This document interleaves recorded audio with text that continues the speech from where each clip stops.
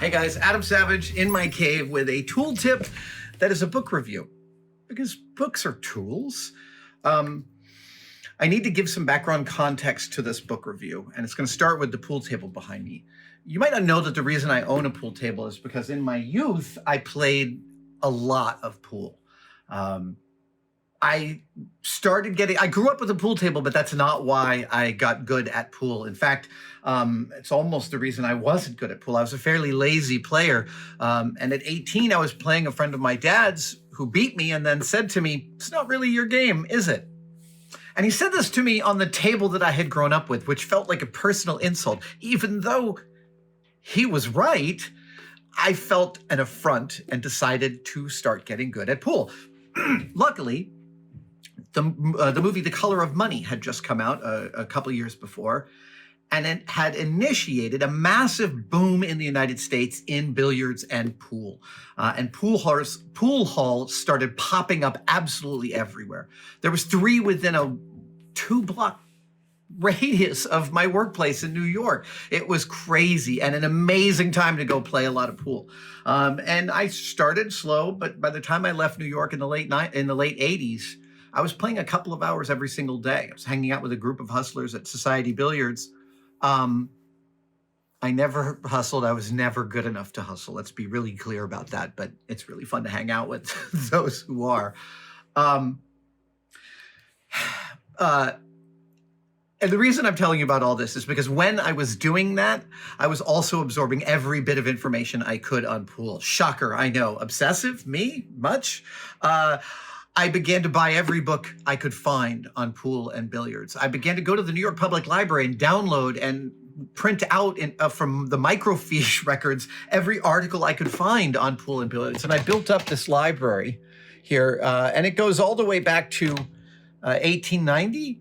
And I think my library ends a few years ago. I'm sure there are books I don't have that are more recent, but this is a fairly comprehensive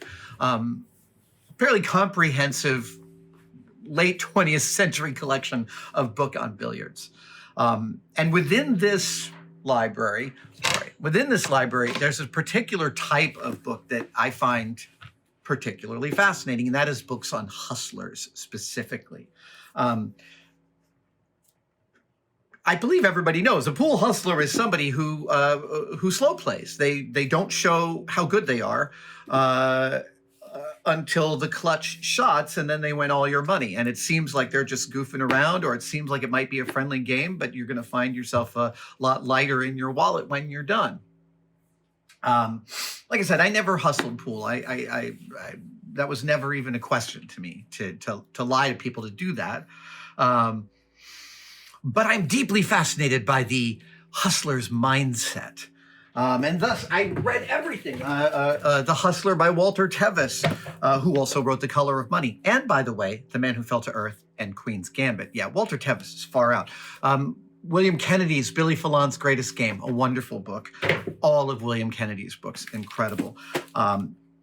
Robert Burns' book about Dan McGorty. Robert Burns has written most of the most important books about pool. Burns' Standard Book of Pool and Billiards, Burns' History of Pool and Billiards, Encyclopedia of Trick Shots. And Robert Burns moved here into San Francisco in the 50s, which was apparently another heyday for pool and billiards, and was mentored by Dan McGorty, and wrote a beautiful biography with Dan about being a pool hustler in the early part of the 20th century. The most famous one is this one, Minnesota Fats, The Bank Shot, and Other Great Robberies. I happen to possess a signed first edition. It was not signed to me, but back when I was collecting, this was a real catch. Minnesota Fats, the hustler's hustler. And by that, I mean, a lot of pool players will tell you, he was not an amazing pool player, a fine pool player, but an incredible stakes maker. And this gives a glimpse into the mind of the hustler. Fats understood that it wasn't about skill at the game. It was about skill at setting up what the parameters of the game were. So the hustler's goal isn't just to beat you, it's to help you beat yourself by getting you to think too much about your game. Because that's what we do, right? We get to the end of an 8-ball game and we're on the 8-ball, and now we're thinking about what it's going to be like in the bar when we sink this shot, or what it's going to be like to have the next game with your girlfriend instead of this dumb guy, or what it's going to be like. You start counting your money and now you're not thinking about the shot. And the hustler knows exactly how to put you off your game mind. Either it's double or nothing at the next hole of golf that makes you think about your wallet instead of your putt. Funny fact, many hustlers, including Fats, hustled at all sorts of different games. Backgammon, golf, tennis, pool. A lot of people have hustled at all 4 of those games. And that doesn't mean that they're world-class players at each of those games. It means they're world-class stakes setters of those games. With that brief preamble, why do I find hustlers fascinating? I find them fascinating for the same reason I think that we watch gymnastics at the Olympics. It's astonishing to watch the imprecise engines that we walk around in, our bodies and our minds, and it is astonishing to watch people use them with great precision. Yeah, that's why I love gymnastics. I can't believe what Simone Biles can do. It seems physically impossible, and yet that she does it is astounding. By the same token, I'm amazed that a hustler can maintain a distance enough from their game to know yours so completely. I'm impressed. In a way, it seems to me like the hustler thinks of human beings as locks, and the words of the hustler are a type of key that fits that lock and unlocks trust. That's what a con man does. Con stands for confidence. He or she builds your confidence in them, and then once they have your confidence, then they have you. That's the preamble to explain that I'm deeply passionate about the canon of books about hustlers and con men. The most famous book about con men and con games in general is not in this library right now. It's back at my house. It's The Big Con, a super important seminal work. From that book, we have The Spanish Prisoner, House of Games. We have The Sting. Every movie you've ever seen about confidence games, including Ocean's 11, does some borrowing from the information in The Big Con. And this book review, the reason I'm giving this preamble, because this book review, which is about Derek DelGaudio's new book, A Moral Man, I think this book fits deeply within the canon of books about pool and hustlers and gaming in general on this front. But also it sits on top of that and sort of looks... Derek has not written a deep examination of cheating at cards here. He's written an autobiography of how he came to be a card cheat for a period of time, and how the process of obsession that led him to study the manipulation of cards led him to cheat people at cards, and how that changed how he saw the nature of reality. Which is sort of, frankly, many books about pool hustlers include this as subtext, right? This is part of the subtext of the hustler's journey of understanding how to mercilessly understand their own game and their own proclivities and their own biases, and then use that mercilessly obtained knowledge to manipulate and steal from others.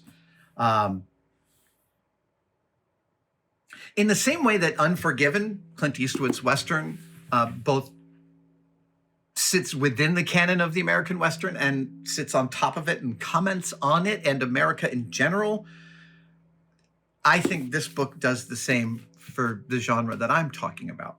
And it is also separate from that because it is a personal examination into the nature of who we are and how we define ourselves. And this, I think, is a central question that Derek is concerned with.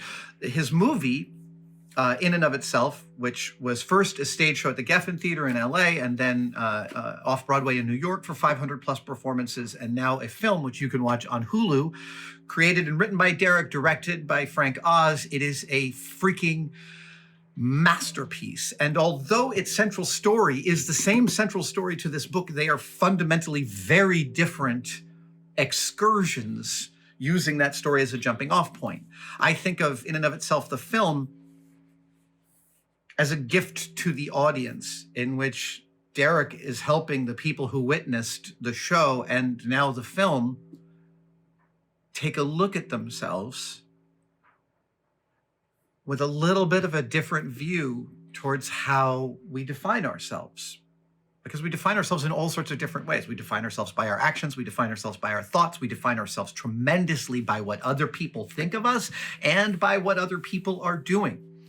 And the nature of reality is such that that line of questioning almost never ends. But within the acquisition of skills at a very high level, there's a lot of self-examination to go on. You can't get truly excellent at something without unlocking parts of your own inner workings. Truly. And that's what this book is about. This book is about the personal journey of a young man, a lonely man raised by a single mother in Colorado, becomes obsessed with magic, finds a community, finds a cohort, finds a thing that he can be excellent at, and it leads him to the highest heights and the lowest lows.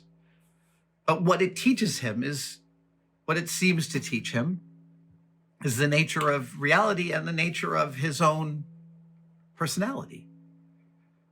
And obviously, that's what almost any autobiography is about. It is about how we examine ourselves and come to different conclusions and about the nature of our being. This is the human journey. We are explorers. Every generation since we've been gathered around campfires has sent its best and its brightest out to the edges of the known to report back what they found. This is a thing that Chris Hadfield said to me many years ago, and I love it. But it's not just outward that we do that examination, it is also inward. And whereas the subtext of most books that have been written on the hustle and the con include as subtext the vagaries and proclivities of human nature and its rough edges, this book makes a lot of that text in a really beautiful, loving, and highly forgiving way. Amoral Man, the title itself expresses the ambivalence the author has to their past. Is he a moral man, or is he an amoral man? That's a question for you to answer. But I think what Derek might say is that we are all multitudes, that none of us is one thing or the other. That is also one of the central messages. That is also one of the central messages of In and of Itself, and one of the lovely, forgiving, and loving central messages of Amoral Man. Full disclosure, Derek is a friend of mine, and I admire and am inspired by everything that he does. And I hope that you purchase this book and read it, because I found it to be a beautiful journey. I've actually already read it twice, and I've had it less than a week. Thank you guys for joining me for this tool tip. And I will see you next time. Cheers.